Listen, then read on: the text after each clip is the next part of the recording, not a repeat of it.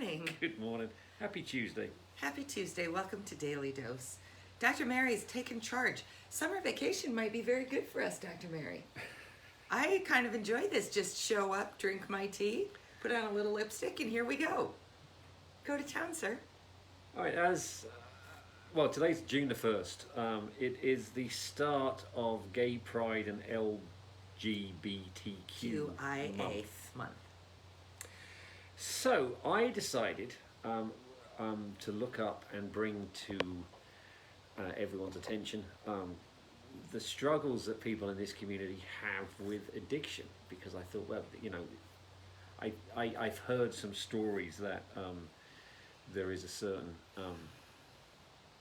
increase in addiction in this particular community. So I did some looking up, and I found some interesting, well, I wouldn't say interesting, I found some facts that we would like to share with you today. And feel free to jump in if you've got anything to add to this. I don't know any of these facts, so I'm looking forward to learning about them. So there's been some studies done between 2012 and 2018. So they did a lot of these 6-year studies, and they studied from various states, not every state in the union, but I think they were done in about 8 states, Texas being one of them, which actually surprised me, to be honest with you.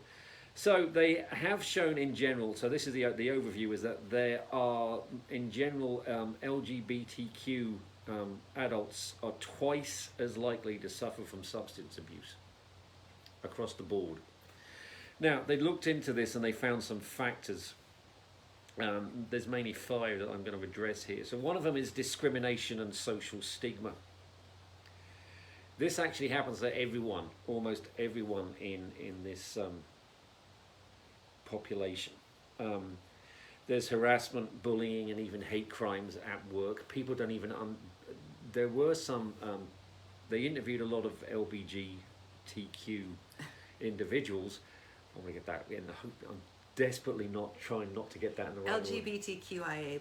Thank you. You're welcome. These individuals, and they said even though they think there's no malice, they do think that their workmates are actually discriminating against them and don't even know it. Oh, so or unconscious bias.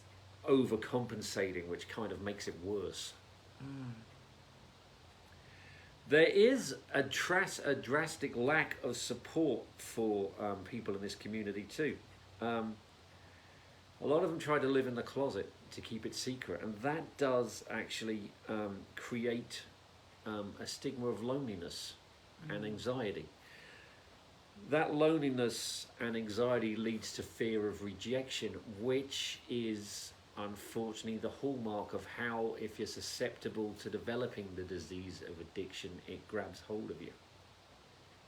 What is? Fear of what? Rejection, anxiety. And then what's the easiest way to dull the pain of fear and anxiety and to make you feel slightly eased in a very short term? You drink more, or you turn to other drugs. Well, it's certainly why you started drinking. Yeah. Yeah. That's exactly it. I mean, look at this man sitting next to me. You would not think that he would have a reason to be uncomfortable in social situations.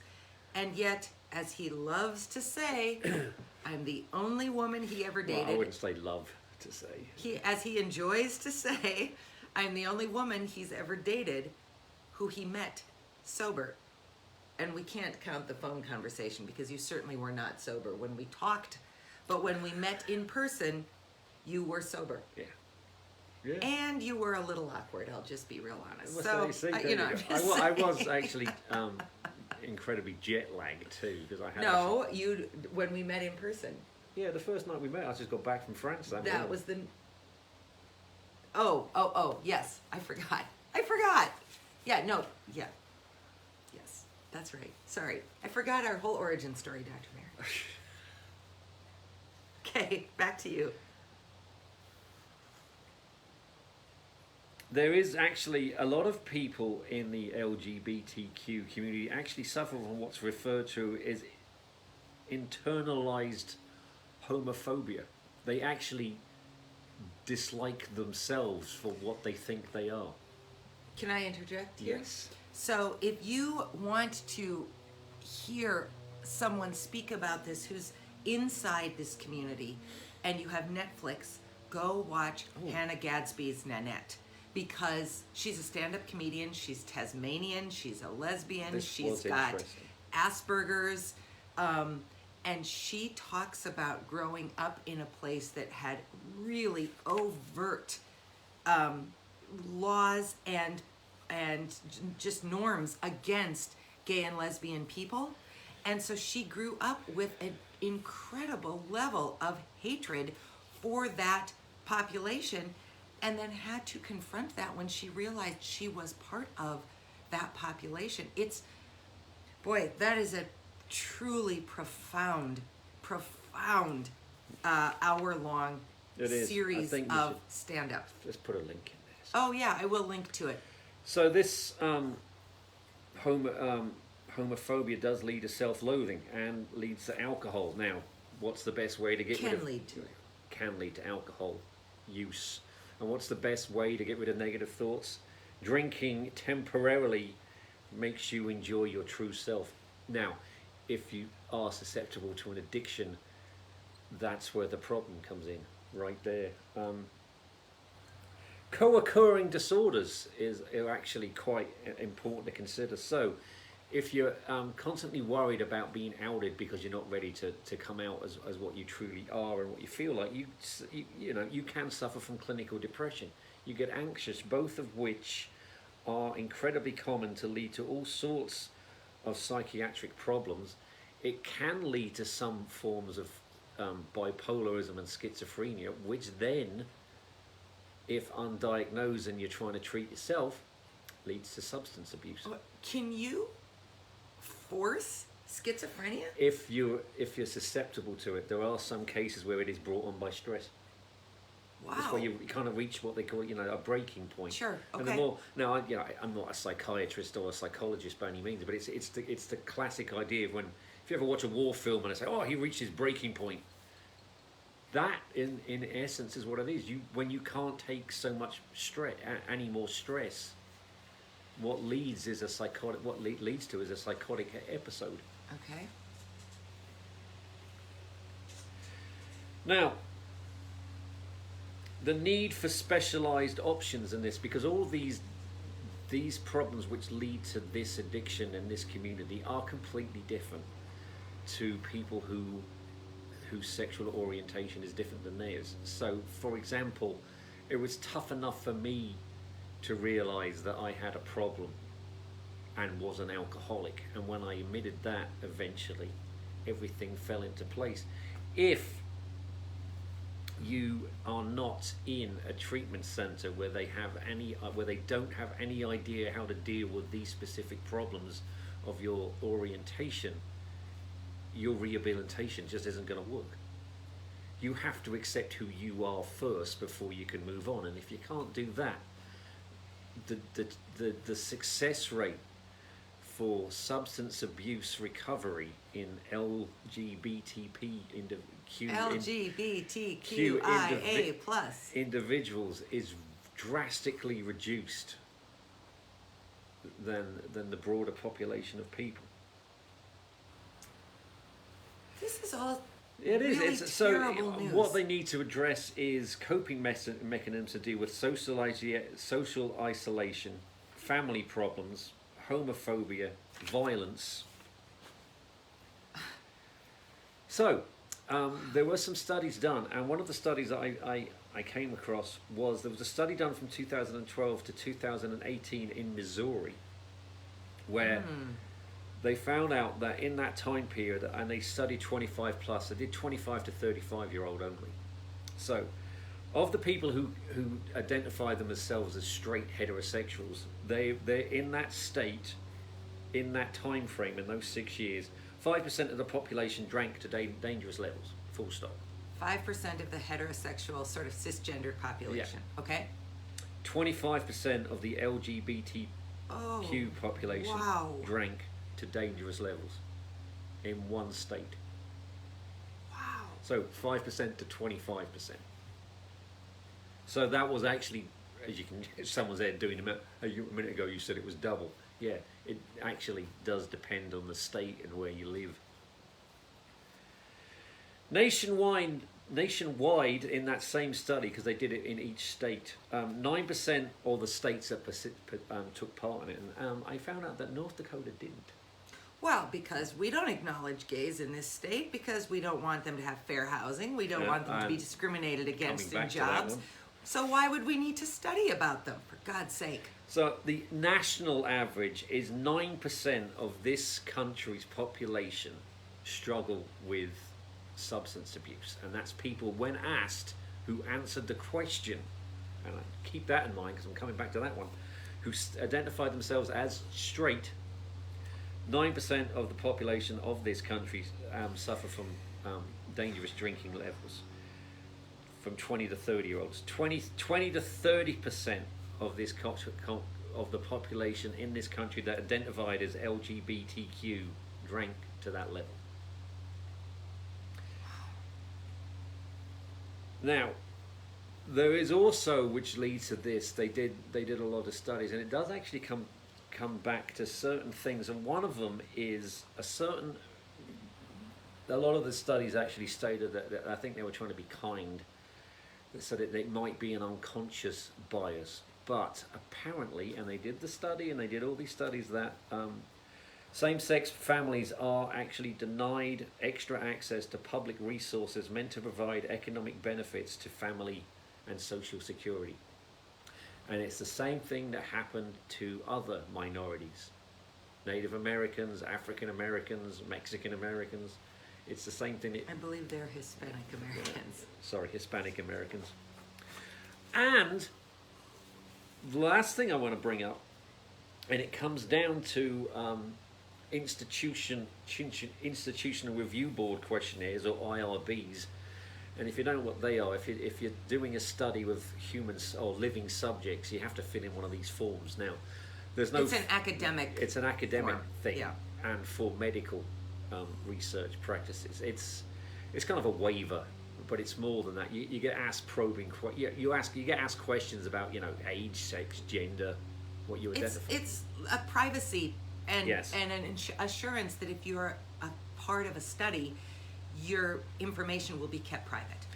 However, because of conflicting laws and loopholes in laws and between states and the federal government, there's no guarantee that your sexual identification and your gender, or the gender that you identify as, will be kept secret. That information can be passed on in certain states. So, Wow. people in this community are less likely to take part or be willing to take part in drug trials. Drug trials, up until 1992, every drug tested was only ever tested on white heterosexual men. It only became law to test them on females. Women? And there are, throughout history, there's the complete disasters. I won't go into it, but Yeah. look at that. Don't start. Yeah. Don't start. We're wrapping up. So, you might think, well, the problem with that is then, if you don't apply to be in a drug trial, then this community is left out of the chance of taking an experimental drug or getting onto an experimental drug program for things like cancer or bipolar disorders, that they're missing out on an experimental drug trial that may benefit them. And also, because of this weird mishmash of conflicting laws, we're actually harming everyone, because the more information you can get on a drug trial from more populations, the safer that drug's going to be for everyone. So, to all the bigots out there, you're kind of shooting yourself in the foot. Not unlike denying health care Yes. to everyone. I'm just simmering with rage. Oh my gosh. So that's the stuff. I'm sorry to start the month of May, but I think it's kind of It's important. June. I think it's kind of important to bring this stuff up. No, it's not kind of important. It's It's incredibly- unbelievably important. Not unlike no longer being afraid to talk about addiction. We simply have to stop looking at the others in the world who are not like us and deciding their worth, their value, what they get to participate in, how they get to show up in the world. What is the matter with us? What's it to anybody what consenting adults are doing in their bedroom? It really is no one else's business, really. We're pretty okay with sex trafficking. We're pretty okay with third world country children being sold into the world of prostitution. We're pretty okay with that. We turn kind of a blind eye to that, but we decide things like this or where we need to plant a flag, shame on us. I'm so disgusted by so many aspects of what we have decided is okay or not okay in this country. It's shameful. The era of placing shame on people for who they are, choices they've made, circumstances they find themselves in, pull the goddamn twig out of your own eye before you bother with everything else, Christians. Pull it out of your own eye. I'm so done. Wow, we need to wrap up because this is unbelievable. I should have looked at your notes beforehand so I was a little less jacked about this. But no, I didn't. Yeah. if this doesn't make you angry, you're not awake to what's going on in the world, and you are living in an incredibly comfortable bubble from which you have no right to live. I don't mean live or die. I mean inside the bubble. I'm not advocating. I'm not advocating Steady on, murder. girl, yeah. But come on, use your place of privilege to do something good for someone else. That's our job. That's really why we started Daily Dose. Look at the privileged position that we are in. White, heterosexual, highly educated, middle class, middle America. We live at the top of the heap. If we don't use that privilege to try to lift something else up to make it better for someone else, then we don't deserve this privilege, which, by the way, we don't really deserve anyway, but we have it, so we have to use it. And I know for a fact that most of our audience has that same privilege. So do what you can do to make sure that this kind of garbage just doesn't continue. You all have GLBTQIA+ people in your immediate family. Are you comfortable with them living in this world? Do something about it. This is one of the many reasons why I married this woman, because all that's completely true. And if that doesn't make you hit like and subscribe, I don't know what. You know what? That would be great. But go like then and go do subscribe something about it. and do something. Get out of your really cute little house and go do something. Because nothing will change till those of us pass- who are like us go do something. So pass by word of mouth this little video to people to get them to listen to it. Thanks for the update, furious as it made me. Welcome to June. This is a perfect month for you to go be an ally. Yes. Go be an ally to people for whom America does not look like it does for most of us watching this morning. Go do something. I don't think it's too much effort. Being nice shouldn't be too much effort. Well, basic human decency should not be too much effort. All right, we're past our time. See you tomorrow. God you knows tomorrow. what we'll be talking about tomorrow. Indeed. Bye. Bye.